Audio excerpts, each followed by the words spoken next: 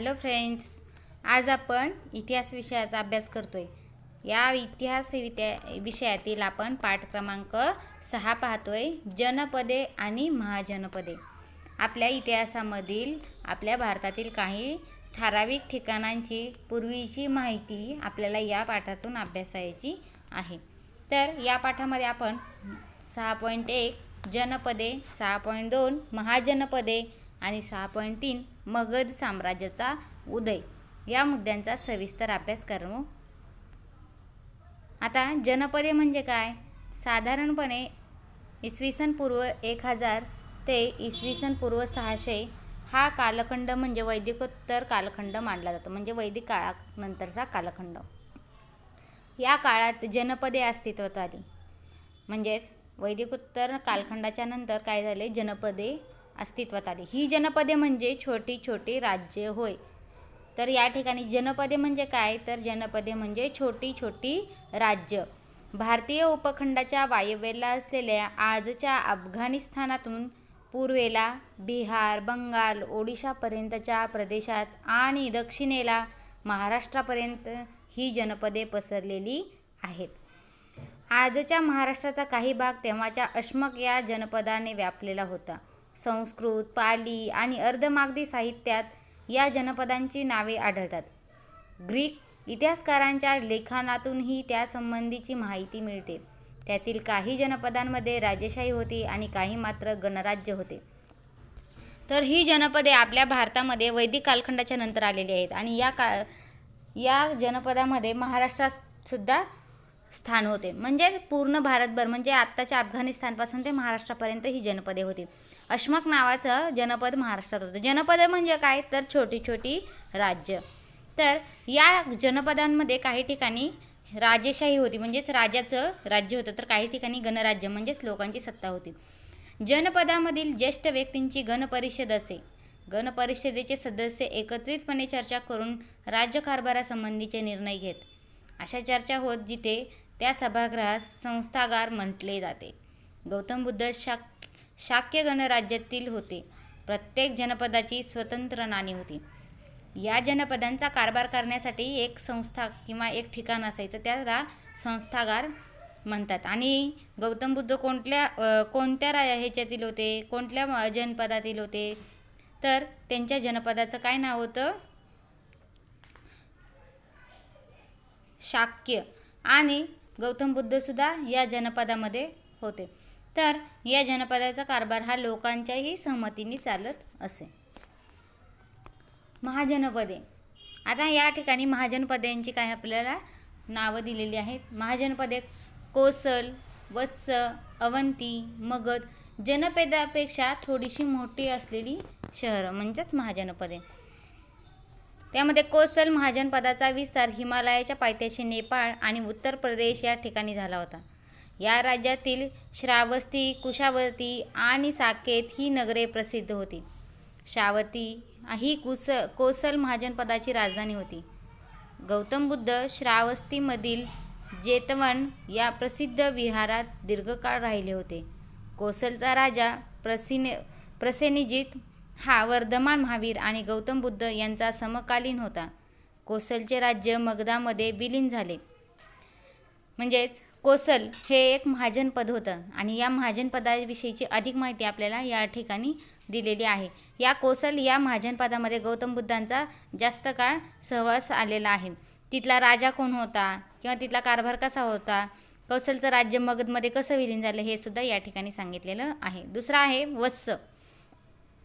वत्स या महाजनपदाचा विस्तार उत्तर प्रदेशातील प्रयाग म्हणजेच अलाहाबादच्या आसपासच्या प्रदेशात झाला होता. वत्स हे महाजनपद कोणत्या राज्यात होतं? तर उत्तर प्रदेशातील प्रयाग, उत्तर प्रदेश राज्यातील प्रयाग या ठिकाणी होतं, म्हणजेच अलाहाबादच्या आसपास. कोसम म्हणजेच प्राचीन काळचे कौशांबी नगर होय. हे एक महत्त्वाचे व्यापारी केंद्र होते. कौशांबीतील 3 अत्यंत श्रीमंत व्यापाऱ्यांनी गौतम बुद्ध आणि त्यांचे अनुयायी यांच्यासाठी 3 विहार बांधले होते, म्हणजेच राहण्याची 3 ठिकाणं. राजा उदयन हा गौतम बुद्धांचा समकालीन होता. राजा उदयनानंतर वत्स महाजनपदाचे स्वतंत्र अस्तित्वात फार काळ टिकले नाही. ते अवंती महाजनपदाच्या राजाने घेतले. म्हणजेच या ठिकाणी सुद्धा गौतम बुद्धांचा सहवास आलेला आहे. तेथील राजासुद्धा गौतम बुद्धांच्या विचारांचा किंवा त्यांच्याशी समकालीन होता आणि त्यांनी या महाजनपदाचा उद्धार केला, पण जास्त काळ त्याचं अस्तित्व राहिलं नाही. त्याच्या मृत्यूनंतर अवंती या महाजनपदाच्या राजाने हे राज्यसुद्धा काय केलेलं आहे, जिंकून घेतलेलं आहे. आता अवंती हे महाजनपद कोठे होते? मध्य प्रदेशातील माळवा प्रदेशामध्ये अवंती हे प्राचीन महाजनपद होते. उज्जयिनी म्हणजेच उज्जैन हे नगर त्याची राजधानी होती. उज्जयिनी हे एक महत्त्वाचे व्यापारी केंद्र होते. अवंतीचा राजा प्रद्योत हा वर्धमान महावीर आणि गौतम बुद्ध यांचा समकालीन होता. अवंतीचा राजा नंदीवर्धन याच्या कारकिर्दीत अवंती मगध साम्राज्यात विलीन झाले. आता या अवंती या महाजनपदाचा राजासुद्धा गौतम बुद्ध आणि महावीर यांच्या कालखंडातील होता आणि अवंतीचा राजा नंदवर्धनच्या कारकिर्दीत अवंती मगध साम्राज्यामध्ये विलीन झालेला आहे. नंतर म्हणजेच मगध ह्या महाजनपदात किंवा ह्या साम्राज्यात अवंती हे महाजनपद गेलेलं आहे. अवंती नंतर त्यानंतर आहे मगध. बिहारमधील पाटणा, गया या शहरांच्या आसपासच्या प्रदेश आणि बंगालचा काही भाग या प्रदेशात प्राचीन मगध महाजनपद होते. राजगृह, जहागीर ही त्यांची राजधानी होती. महागोविंद या विशारदने बिंबिसाराचा राजवाडा बांधला. जीवक हा प्रसिद्ध वैद्य बिंबिसाराच्या दरबारात होता. बिंबिसाराने गौतम बुद्धाचे शिष्यत्व पकारले. म्हणजेच या ठिकाणी राजा कोण होतं किंवा त्यांनी कसा त्यातले कारभार केला किंवा त्या ठिकाणची परिस्थिती कशी होती, तो कोणाच्या कालखंडातला होता, कोणाच्या विचारांचा होता, हे आपल्याला या ठिकाणी सांगितलेलं आहे. काही जनपदे हळूहळू अधिक बलशाली झाली तर काही भौगोलिक सीमाही विस्तारल्या. अशा जनपदांना महाजनपदे म्हटली जाऊ लागली. साहित्यातील उल्लेखांच्या आधारे दिसते की इसवी सन पूर्व 6व्या शतकापर्यंत महाजनपदामध्ये 16 महाजनपदांचा विशेष महत्त्व झाले. त्यात कोसल, वत्स, अवंती आणि मगध ही 4 महत्त्वाची महाजनपदे सामर्थ्यवान आणि शक्तिमान होती. 6.3 मगध साम्राज्याचा उदय. बिंबिसाराचा मुलगा अजातशत्रू यानेही मगधाचा विस्तार करण्याचे धोरण स्वीकारले. त्याने पूर्वेकडील अनेक गणराज्ये जिंकून घेतली. अजातशत्रूच्या काळात मगधाची भरभराट झाली. त्याने बौद्ध धर्म स्वीकारला होता. गौतम बुद्धांच्या महापरिनिर्वाणानंतर अजातशत्रूच्या कारकिर्दीत राजगृह येथे बौद्ध धर्माची पहिली संगती म्हणजेच परिषद झाली. अजातशत्रू शिल्प या ठिकाणी आपल्याला या शिल्प सूत्र किंवा शिल्प यांचं चित्र दाखवलेलं आहे. अजातशत्रूच्या काळात मगधाच्या पाटलीग्राम या नव्या राजधानीचा पाया घातला गेला. यापुढे हेच पाटलीपुत्र या नावाने प्रसिद्ध झाले. पाटलीपुत्र आजच्या पटना शहराच्या परिसरात असावे असा अंदाज आहे. अजातशत्रूनंतर होऊन गेलेल्या मगधाच्या राजांमध्ये शुशुनाग हा महत्त्वाचा राजा होता. त्याने अवंती, कोसल आणि वत्स ही राज्य मगधाला जोडली. उत्तर भारताचा जवळजवळ सर्व प्रदेश मगधाच्या अंमलाखाली आला आणि अशा रीतीने मगध साम्राज्य आकाराला आले, म्हणजेच त्याचा विस्तार झाला. मगध साम्राज्याचे नंद राजे इसवी सन पूर्व 364 ते इसवी सन पूर्व 324 या काळात मगध साम्राज्यावर नंद राजांची सत्ता होती. एका मोठ्या साम्राज्याला आवश्यक अशी शासन व्यवस्था नंद राजांनी निर्माण केली.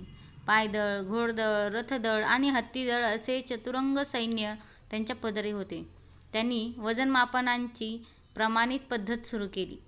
नंद घराण्याच्या शेवटच्या राजाचे नाव धनानंद असे होते.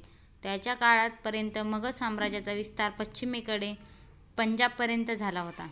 धनानंदाच्या कारकिर्दीत चंद्रगुप्त मौर्य या महत्त्वाकांक्षी तरुणाने पाटलीपुत्र जिंकून घेतले आणि नंद राजवटीचा शेवट केला आणि मौर्य साम्राज्याचा पाया घातला. आता या पुढील पाठामध्ये आपण मौर्य साम्राज्याचा उदय, त्या काळात भारताच्या वायव्य आणि पश्चिम भागावर झालेली परकीय आक्रमणे यांची माहिती करून घेणार आहोत. तसेच मौर्य साम्राज्याच्या विस्ताराची सविस्तर माहितीसुद्धा आपल्याला पुढील पाठात पाहायची आहे. तर या पाठामध्ये काय शिकलोय आपण? तर जनपदे म्हणजे काय? जनपदे म्हणजे काय? छोटी छोटी उदयास आलेली राज्य म्हणजे छोटी छोटी शहरं ज्यांनी आपला स्वतःचा विकास केला किंवा कसा केला, त्याचबरोबर अशा छोट्या छोट्या राज्यांनी जशा विस्तार वाढवत गेले तसे त्यांची काय झाली, महाजनपदं झाली, जनपदांची महाजनपदं झाली.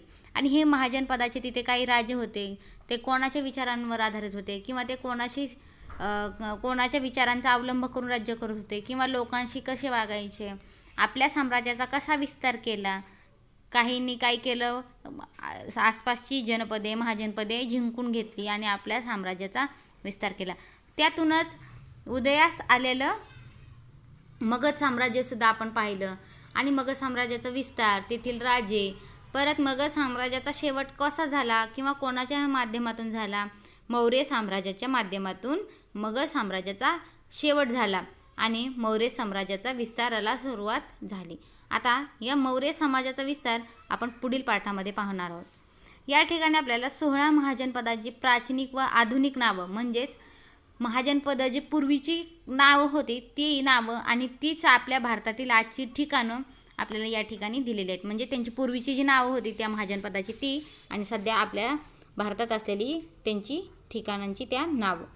1 काशी बनारस, कोसल म्हणजेच लखनऊ, मल्ल गोरखपूर, वत्स अलाहाबाद, चेदी कानपूर, कुरू दिल्ली, पांचाल रोहिलखंड, मत्स्य जयपूर, शूरसेन मथुरा, अशमक औरंगाबाद महाराष्ट्र, अवंती उज्जैन, अंग चंपा पूर्व बिहार, मगध दक्षिण बिहार, रुज्जी उत्तर बिहार, गांधार पेशावर आणि कंबोज गंगाधरजवळ, अशी ही 16 महाजनपदं होती ज्यांची आत्ताची आधुनिक भारतातील ठिकाणांची ही नावं या ठिकाणी आपल्याला दिलेली आहेत. तर विद्यार्थी मित्रांनो, अशा प्रकारे आपण आता जनपदे आणि महाजनपदे म्हणजे काय हे या पाठातून अभ्यासलेले आहेत. थँक्यू.